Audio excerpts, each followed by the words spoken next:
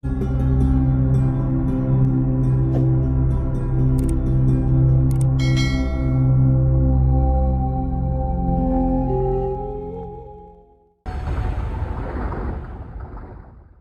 ya riang, jadi dhisik ku ya riang yo rileks.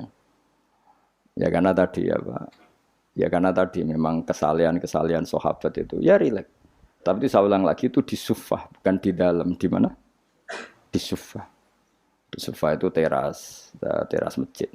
Itu Nabi kalau sudah di situ rileks sekali karena ya sampai macam-macam sampai pertama di syariat none celono ngerti ke celono ya sarawil itu celono ya gara-gara itu Nabi bening masjid itu kadang sahabat keturun terus yufdi farjahu ila sama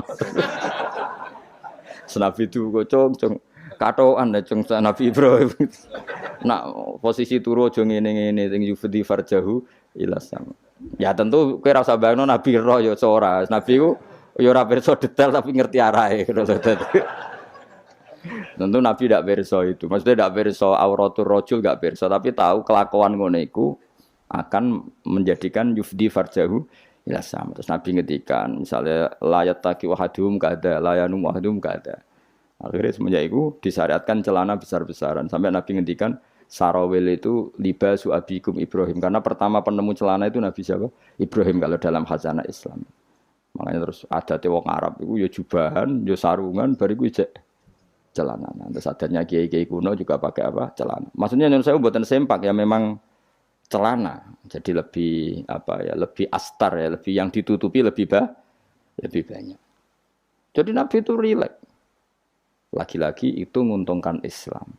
Bakas aurat menguntungkan Islam, bakas halalnya nikah menguntungkan Islam, bakas ngeritik zina menguntungkan Islam. Sementara orang berdoa orientasinya dirinya tentu baik ya, tentu baik. Kalau baiknya sih baik, tapi enggak kelasnya dibanding yang mengajarkan halal haram ya. Tentu baik tapi enggak kelasnya, seorang tidak kelasnya dibanding yang ngendikan apa? Halal haram. Ngono terus simbolo dhewe. Donga ora penting, cangkemmu sing ngomong ngono sapa bocah kok. Bocah kok angel temen benerno kowe. Angel nerangno wong bidol kok angel. Senengane nyimpul, ngaji ra paham kok. Amit-amit tenan wong saiki. Ya tapi resiko dadi tokoh wong do nyimpal aku kadang bingung aku sing duwe narasumber ra paham ngono kok terus do nyimpul lo paham. Ada bingung. Tapi swakana amruhe kodarom medu. Pangeran kersane ngono wis. Serepot-repot. Tapi ben ngono sing rame-rame dunya. Lu ngaji kok ora paham tapi senengane apa? Nah, misalnya terus jadi doa itu enggak penting. Yang penting ngaji. Kowe ngaji ora paham. Wis ora usah simpul, wis pokoke mau ngaji mau rungokno. Kowe mau ora paham style meneh. Wis ngono ae bar ku ya wis, ora usah nyimpul wis bar wis. Ribet ngene. Ya oke milih ya dadi eling-eling ya karena kelebihannya orang menerangkan halal haram tadi dia ngomong atau mengkampanyakan apa yang menjadi keinginan Islam. Keinginan Islam itu tentu apa? Ingkarul mungkar, mengingkari barang yang seharusnya diingkari dan melakukan satu kebaikan. Dan itu hanya bisa dijelaskan dengan ilmu. Misalnya barokahnya nikah. Orang jelas anaknya siapa, sehingga yang berkewajiban nafkahi siapa. Barokahnya nikah, ini istrinya siapa, yang wajib menafkahi siapa jelas. Tapi kalau zina, ini anaknya siapa gak jelas. Istrinya siapa? Maka terjadi kekacauan sosial. Nah, akhirnya Islam itu bangga be wong alim perkara nih. Dia yang bisa menjelaskan hikmahnya Islam mengharamkan zina, mensyariatkan nikah. Lah nek wong donga kan gak terus mojok Gusti kula nyuwun bojo ae. Terus kan bojo ayu ku piye? Kan sing untung kowe tok umpama disembadani pangeran sing untung kan untungnya Islam apa? Beda dengan penjelasan pentingnya nikah, haramnya sifah atau haramnya zina. Terus kowe nerangno, barokahnya nikah. Zainab milik siapa jelas, Sri milik siapa jelas, anaknya anak siapa jelas, kewajiban nafkahnya kepada siapa? Coba kalau perzinaan, anaknya siapa enggak jelas, wong sing urun akeh. Iki anak sapa yo?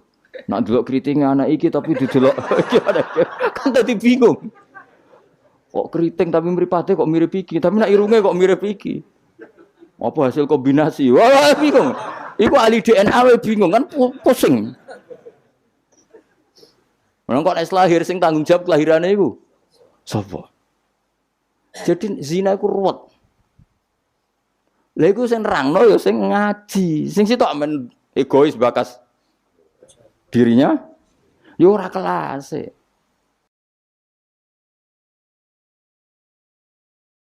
Dong ya. Awas kena mbok simpul to. Cara Gus Pak donga ora penting buahmu sing ngomong ngono wis apa. Coba senengane hok. Bahkan ke grup apa.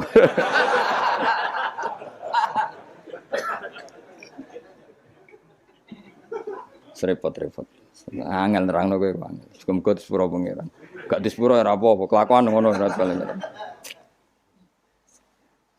Mun kula terusno ya. Pokoke ngaji nggih, pokoke nomor 1 napa? Ngaji. Piye-piye ngaji ku dadekno ilmu. Ilmu iku pertama sing disebut Allah ketika nurono surat Iqra. Allah nu pas nurono surat Iqra mboten bakas donga, mboten kan nomor. Dibakas ilmu. Iqra bismi rabbikal ladzi khalaq khalaqal insana min 'alaq. Baca itu menjadikan dan ketika Allah mengenalkan sifatnya, sifat yang pertama dikenalkan diantaranya apa? Allamal insana malam ya'lam. Jadi Allah itu mensifati dirinya apa? Mengertikan manusia sesuatu yang manusia tidak ngerti. Jadi hubungan Allah dengan manusia pertama apa? Hubungan ilmu. Dari tidak tahu ditahukan. Jadi ora ono niku surat Iqra pertama aja bawah doa ibadi ora ono. Iku nomor sekian. Yang pertama dikenal apa? Allamal insana malam ya alam. Allah adalah zat yang mengertikan manusia apa yang manusia tidak ngerti. Jadi agama ini hubungannya Allah dan hambanya pertama juga urusan ilmu. Ya pertama juga urusan apa? Ilmu. Mana ngaji, gua ya lah ngaji. Gua kitab, gua pulpen, gua rekaman. Wah itu sudah sesuai perangkat ilmu. Kudune kowe wis ngalim. Kurang apa nih? Kitab gowo. Pulpen mbok gawe rekaman. Ngaji mbek wong alim. Kurang apa nih? Enggak ada masalah dalam sehnya. Berarti masalah ada pada siapa coba? Loh, umumnya kiai itu kan kadang masalah dengan gurunya. Ini kan tidak ada masalah. Sopo sing ra roh Mbah Mun aku murid Mbah Mun. Sopo sing ra roh Ki Nur Salih roh kabeh. Kan tidak ada masalah dengan sehnya. Ini masalahnya dengan siapa? Nah, aku yang masalahnya pada saya Gus. Berarti ke cata waduk tenan sampai tenan. Soalnya sing salah aku. Tapi gak kita ora gitu. Tapi perangkat gue ilmu kayak gue cukup ya, mus gue kitab, gue pulpen, gue rekam. Kurang apa nih jar? Gue nganti paham kurang apa nih jar? Kitabnya yo karangannya wong top tenan. Saya tidak pernah ngajar kitab yang abal-abal. Kitab sopo sing rawuh Ibnu Hajar al Asqalani. Iku gurune Syekh Zakaria Al Ansori. Jadi muridé dekne dadi Syekhul Islam. Dadi Syekhul Islam ning dunia fikih jenenge Syekh Zakaria. Iku gurune jenenge Ibnu Hajar Al Asqalani sing nyarai Bukhari, sing ngarang kitab sing tak waca kurang keren ya. Ngaji kitab sapa? Ibnu Hajar Al Asqalani. Wong di wong pleret wong diraro. Pleret beduan ya ora roh. Al Asqalani ngono, Asqalani daerah Al Ardhil Muqaddasah, daerah Palestina, tapi uripe teng Mesir, nate teng Mekah teng Madinah. Wis kurang apane, Cak? Jalalain dikarang Imam Suyuti, masuk mujaddid di akhir abad 9 Imam Jalaluddin. Kitab Jalalain itu digo disertasi doktor nang endi-endi. Di sing iso Jalalain niku mesti gelare doktor tafsir. Kowe mbutino nggawa ngalor ngidul. Golek gon kok nguarep. Kurang apa nih jajal. Ya mau wis go Jalalain, cek go pulpen, rekaman. Mestine pinter kowe mbok ulama dhisik. Ulama dhisik kan gak gawa rekaman. Berarti kalah sak kelas apa? Ulama di saya nak ngaji gak gawa apa? Kudune pinter kowe. Kok iso pinter ulama di sebab apa? Mergo wong di gak tau gawe grup.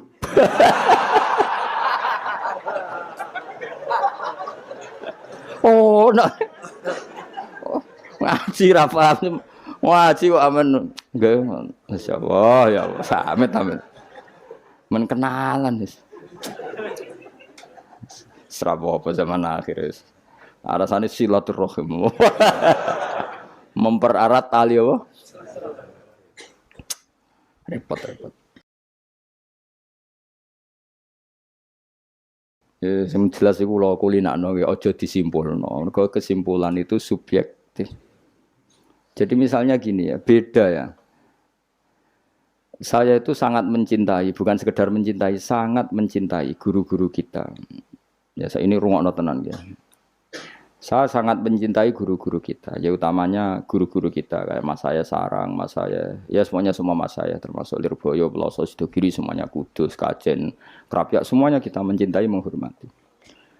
Juga sangat mencintai NU, saya juga mencintai Muhammadiyah, semuanya kita cintai. Cuma kadang-kadang kita mau tidak mau harus beda, beda satu bawaan pemikiran, kadang bawaan zaman. Nah karena beda itu kita ngeritik, tapi ngeritik kan sebetulnya di hal itu saja, apa? Di hal kemudian orang menyimpulkan ngiranya dalam semua hal. Sehingga ulama mulai dulu mana tidak terima bahak hadisnya Nabi butuh penjelasan karena Nabi nak duko itu kadang ngendikan laisa minna, tidak termasuk golonganku orang yang pernah menipu.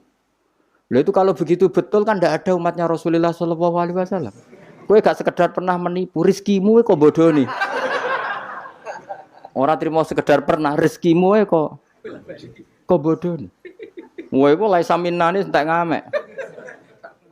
Tapi zaman itu ulama sudah mentakwil laisa minna min fitil kal khoslah di sisi itu.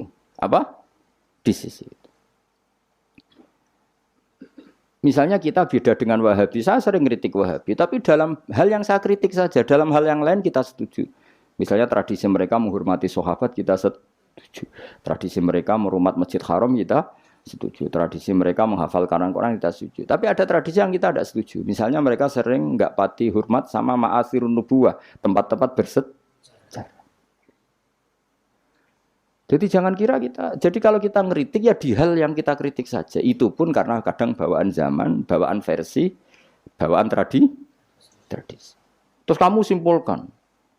Misalnya kamu simpulkan, Gus Bak benci Wahabi ya enggak juga. Dalam hal yang kita tidak cocok. Yang kita cocok ya cocok kayak tadi misalnya Said Muhammad tuh kalau ngarang kitab meskipun beliau beda dengan Wahabi kalau muji ya biasa dalam hal yang sama dalam hal yang sama karena mereka bermanfaat.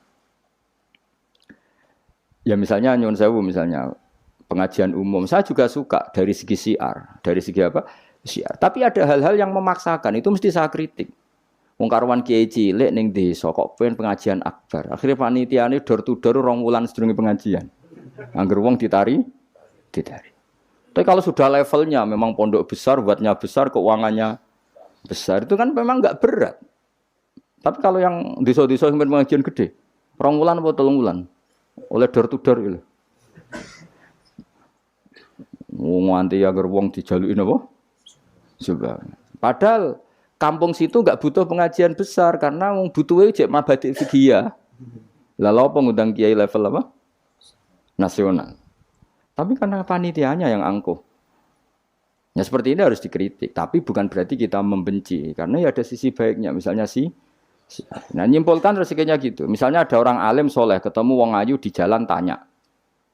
Sanging pundi mbak, sanging beriki. Sebetulnya ini murni hakul jar. Karena tetangganya dia takok. Berarti muamalahnya hakul jar. Terus wong alime ya terbatas. Oleh delok ora kok ngarep ngisor nganti dhuwur sak kadare. Terus bareng Ruhin roh, oh nak ngono jagoan mbek wong ayu ku oleh. Wong aku tahu ketemu wong alim ya jagoan mbek wong. Nah itu jenenge kesimpulan. Kan terus sak karepe dhewe jenenge nyimpulno iku sak karepe.